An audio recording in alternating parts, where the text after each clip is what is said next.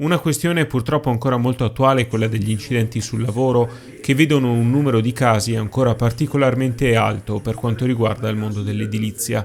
Grandi pesi, attrezzature e strutture che in un cantiere possono rapidamente trasformarsi in pericoli, anche in qualche caso difficili da prevedere.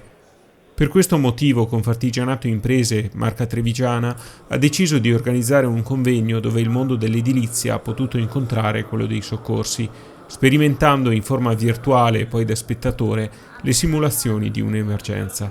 Grazie a un visore e a un programma giocabile della Solana Metaverso, anche i 150 studenti degli istituti tecnici presenti hanno potuto mettersi alla prova. All'esterno poi, alla presenza di una rappresentanza del Corpo Provinciale dei Vigili del Fuoco e dei volontari di Asolo, il pubblico ha potuto osservare la simulazione del recupero di una persona su un'impalcatura. La manovra viene effettuata con due persone, uno che arriva a scala, l'altro invece che arriva all'infortunato utilizzando in questo caso l'impalcatura. Alla base dell'impalcatura vedete un operatore che salirà dall'esterno dell'impalcatura con dei moschettoni, sempre due, in modo da avere sempre una doppia sicura.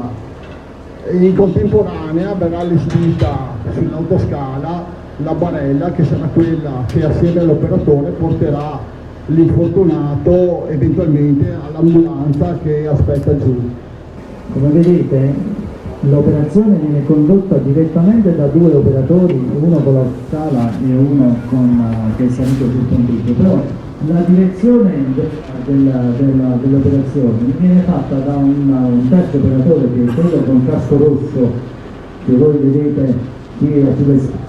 Notate gli agganci sull'autoscala che stanno effettuando in questo momento, che sono effettuati su 3 punti. Perché 3 punti, Andrea? Sempre su 2 punti ogni ancoraggio, vedete ci sono 2 corde e ogni corda è ancorata su 2 punti per una maggior sicurezza.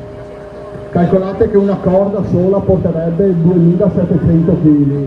Quindi adesso con l'utilizzo dell'autoscala il secondo operatore si avvicina all'infortunato per